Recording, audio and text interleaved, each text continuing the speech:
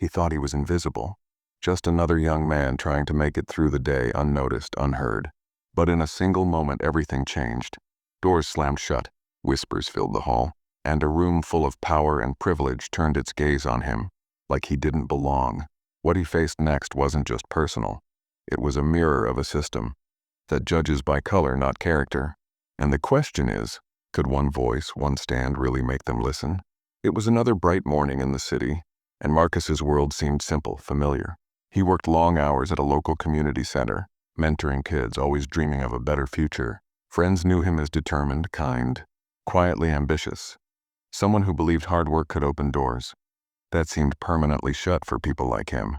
On the outside, life looked ordinary, even hopeful, but beneath the routine of bus rides, morning coffees, shared laughs, there was a quiet unease he couldn't shake.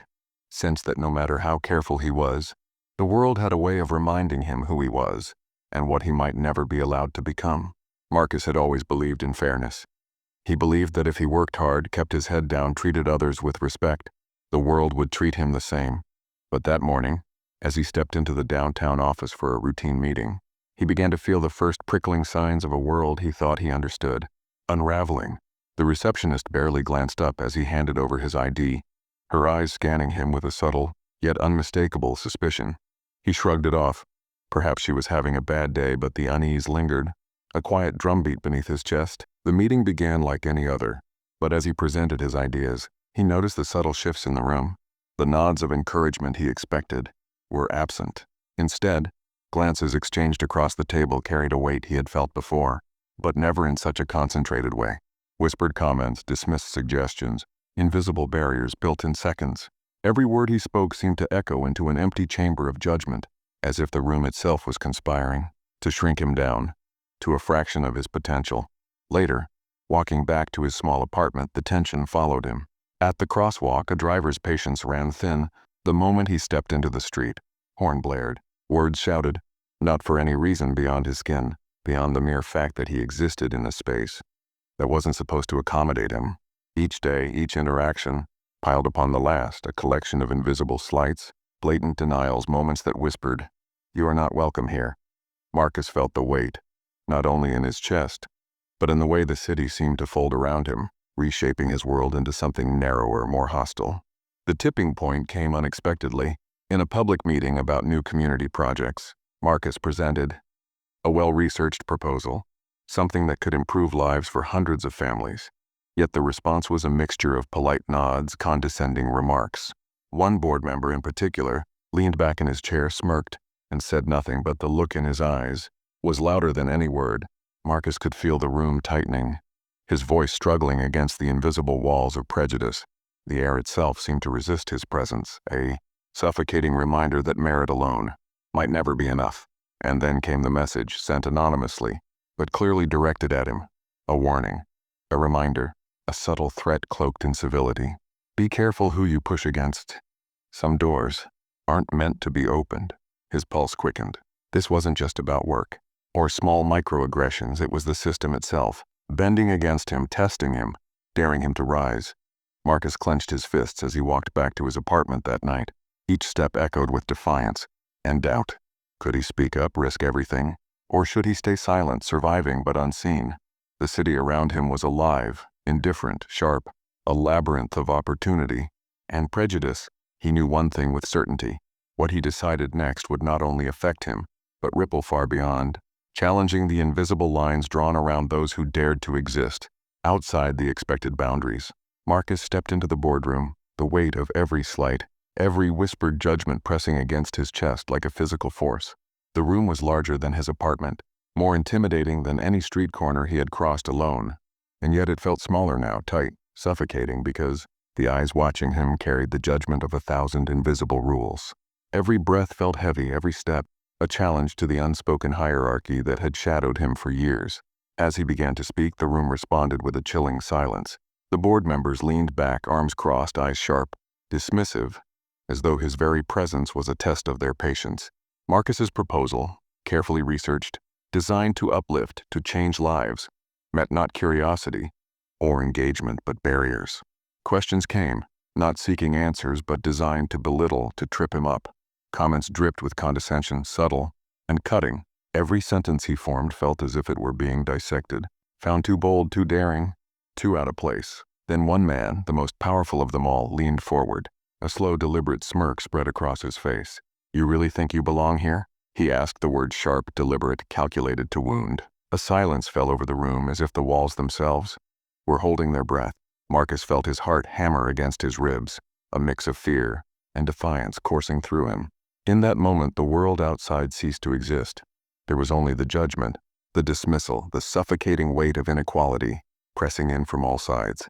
Marcus could see the invisible lines, now the boundaries that had always been there, but were rarely spoken aloud. Each glance, each whisper, each veiled warning became tangible, solid, undeniable. The boardroom was no longer just a room. It was a battleground, a test of every lesson, every sacrifice, every quiet night spent preparing for moments like this. And yet, as the smirk persisted, a fire ignited in him. Every injustice, every dismissal, every step he had taken to reach this point surged forward in a single, undeniable conviction. He took a breath, steadying the tremor in his hands, and began again, this time with a clarity and power that silenced even the harshest critics. Every word carried weight. Every fact, every statistic, every appeal to fairness was sharper, more undeniable. The room shifted, a tension threading through the air. Heads turned, eyes widened, murmurs started, as the walls of prejudice began to feel unstable. He had risked everything to stand here, and now the full force of his courage collided with the world that had tried to push him down. As he finished, there was a pause, a heartbeat, a moment suspended in time. The most powerful man in the room, who had mocked him, leaned back, eyes narrowed, and Marcus felt it. The first crack in the facade of indifference, the first sign that the world might have to listen. But before any answer, any acknowledgement could come, a sharp knock at the door shattered the stillness. Marcus's pulse jumped. What would happen next? Would his stand be enough, or had he just awakened forces more dangerous than he had imagined? Marcus stepped out of the boardroom, the echo of the knock still reverberating in his ears. The confrontation, the judgment, the silent threats, they hadn't disappeared, but something within him had shifted. In that room of power and privilege, he had stood his ground. He had spoken truth. In a place designed to dismiss it, for the first time, he realized that courage wasn't the absence of fear. It was moving forward, despite it. Every dismissive glance, every subtle snub had been a test, and he had passed, not because the world had changed, but because he had refused to let it define him. The days that followed were quiet, almost unnerving. Messages of support arrived unexpectedly, from colleagues who had witnessed the subtle injustices, from friends who had experienced similar struggles, from strangers moved by the story that had begun to circulate in quietly. It was small, almost invisible, but it was proof that standing up, even when it feels hopeless, can create ripples far beyond the moment. Marcus understood that the battle he had faced was not just his own. It was a reflection of a system that had long dictated who belongs, who succeeds, who is allowed to speak. He walked the same streets he had always walked, but they felt different now. The city hadn't magically transformed.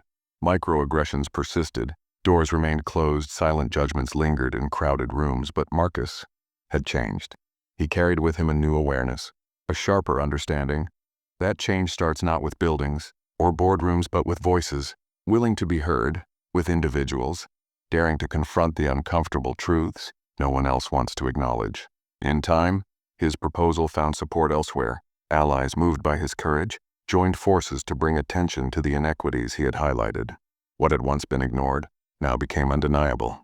The work wasn't finished, far from it, but the first crack had appeared in the facade of indifference. Marcus's stand became more than a personal victory. It became a quiet, persistent testament that injustice thrives only in silence. Breaking that silence, speaking truth, demanding accountability, could shift even the most entrenched systems, one courageous voice at a time. Reflecting on it now, Marcus knew the fight was ongoing. Each day he would encounter challenges, subtle and overt, that reminded him that equality is not a gift, it is a struggle. But he also understood something fundamental. That struggle carries meaning, that every voice that refuses to be silenced, every action taken to challenge unfairness, plants a seed. And even when change seems distant, those seeds grow. The question that lingered with him and now with us is simple, yet profound. How many more voices will be needed before the world listens? How many times will courage clash with prejudice before systems bend under the weight of accountability? Marcus's story is one among millions, each unique, each powerful, each demanding recognition. And so, we are left with a choice. Will we stay silent, complicit in the patterns of injustice, or will we speak, act, bear witness? Because the truth is clear, change does not happen for those who wait, it happens for those who stand. If you've ever faced a moment that changed how you see someone you love, share your story in the comments. Don't forget to like and subscribe for more powerful tales that touch the heart. Thank you for being here.